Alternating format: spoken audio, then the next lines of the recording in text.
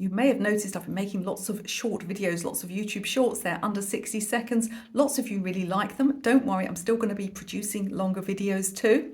But one of the reasons I've been doing so many of these recently is that I've been very, very busy. I've been creating another online course. This one is all about watercolor landscapes, and what I'm going to play you next is essentially the introduction to that course that'll tell you all about what's included. And the reason I'm putting this up on YouTube is I don't want you to miss out, because we have a special offer whenever I launch a new course. It goes on sale, and it goes on sale at the lowest price the course will ever be. So the price of the course is $99 US, and for the launch period it's going to be $79. It's very good value. So do have a watch of this video, see if the course might be suitable for you, and then you can click the link in the video description. It'll take you through to another page where not only can you purchase the course, but you can read a lot more about it, including lots of frequently asked questions. So without further ado, let's find out more about the course. So let me tell you about my watercolor course, Paint Any Landscape. Now you will see me occasionally look down because I've got some notes here and I do need to refer occasionally because I don't have a photographic memory. And I want to tell you about everything that's in the course. Now, when I was building the course, it was very important to me that it would be a general landscape course. In other words, you'll be able to approach any landscape that you see afterwards and paint that landscape. So if I just built the course around, painting several types of landscape with me, you wouldn't get a full range of knowledge.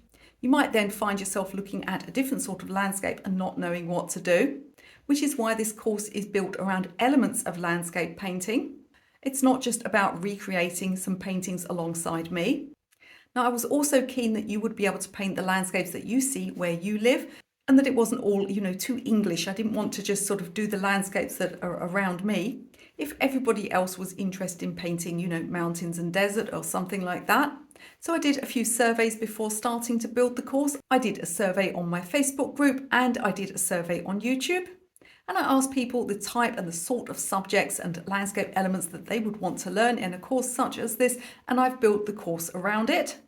So even if I don't cover the exact thing that you're looking at, I will have covered elements that are similar, and I will have given you a good foundation so that you can approach painting landscapes with much more confidence and get the results that you want. So who is this course suitable for? It's suitable for complete beginners because I always make things suitable for beginners. It's also suitable for intermediate painters. Now, the words like beginner and experienced and intermediate, they're a little bit sort of subjective. For example, you could be a very experienced oil painter. You may have done lots of oil painting portraits, but you may not have a clue where to start with watercolor landscapes. So really, this course is for anyone who feels that they do need more guidance in this area, whether that is because you're a complete beginner or it's because you have experience in other parts of painting, other types of watercolor paintings, other subjects, or perhaps you're really good at painting flowers but you just cannot get your head around landscapes. This course is going to make everything simple for you. So let me tell you exactly what's in the course. So the course contains 6 modules. There's a little bit of introductory stuff, a few exercises for you to do before we start. And then module 1 will be looking at the materials that we're going to be using. I'll be covering paints, paper and brushes. There'll also be a paper stretching video because paper stretching is actually quite important for landscape painting. There are alternatives to it, of course, but paper preparation is particularly important for landscape painting because of the amount of water that has to go on the paper. There's a bigger chance of the paper wrinkling and cockling, which is going to interfere with your painting technique. In module 2, it's all about colour mixing, but we're going to be specific. So we're going to be colour mixing greens, which of course are hugely important. We're going to be colour mixing neutrals. So if you've ever had trouble with things like pathways, beaches, concrete walls, then we're going to sort that out for you. And we're also going to be looking at blues because obviously you need blue for your skies and for your water. And there are exercises that I will give you to ensure that you get your colour mixing right before we start actually painting the elements. In module 3, we're going to be starting with skies because it's nearly always appropriate to put a sky in first in a landscape painting. We'll be looking at simple skies. We'll also be looking at cloudy skies and how to make that depth that you're looking for and those beautiful cloud shadows and all of the things that you might see in a sky. I was surprised when I surveyed people that they weren't that interested compared to other elements that I was going to be teaching. They weren't that interested in sunsets. I think we've all got a little bit fed up with sunsets, haven't we? Because they're just so prolific. Everybody seems to paint sunsets. However, they are a thing that you do need to paint. So although we won't be spending hours and hours learning sunset painting, I will go over how to paint a sunset, because just the act of placing a colour in a sky and getting that real depth of colour is going to help you in so many other situations. Not just sunsets, but also sunrises, things like stormy clouds, those odd times when you get strange cloud formations and strange shadows and strange colours appearing in the sky.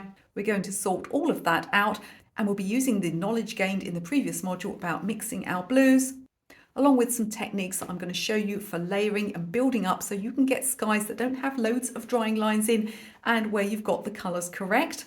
And this is going to give you the confidence to go forward painting any type of sky in the future. In Module 4, we're looking at water, which so often reflects the colours of the sky, but we need a few techniques, don't we? We're going to look at water that's still and reflecting elements of landscape. We're also going to be looking at water that's moving and rushing. I'm also going to be covering the thing that I get asked probably more than anything else when it comes to landscape painting, and that's how to deal with waves crashing onto a beach, what to do about the colours overlapping, how to get realism, so we'll be covering that too. In Module 5, we look at the land, so we're looking at things like pathways and beaches, also rocks and mountainous areas. So of course it's really important to get the colours right here, but of course we also need some nice techniques in order to get texture and to get things looking like rocks and pebbles and sandy areas. So Module 5 is all about land. And what's the only thing that we've missed so far? Well, that's the greenery, isn't it? So Module 6 will be looking at trees and foliage and bushes, painting trees close up, but also from a distance. Again, we're going to be building on that knowledge that we got from the previous module, all about mixing beautiful natural greens. And we're going to be adding that into the structures and the techniques that I'm going to be showing you for making foliage. Now, one thing that we won't be covering in this course is buildings, and that's because the course would just become too long and too large. It may be something that I cover in future courses, but at the end of the course I will give you some supplementary materials, some videos that are already available on YouTube if you do need to add simple buildings to your landscapes. But in this course we're concentrating mostly about the landscape itself, because as I said, if we start adding in vehicles and houses and people, where does it stop? The course becomes too large and too sprawling. But as I said, I will direct you at the end of the course to some free resources that I have that will tell you how to do those things too. By taking the course, you'll also get access to my students' Facebook group, where you can share your work and chat to people. Of course, you can also come into my larger main Facebook group and share your work in there if you would like to. And I'm always available in the students group to give you some feedback. You can also get feedback from other artists who are taking the course as well. So I hope you're as excited as I am about this new landscape course.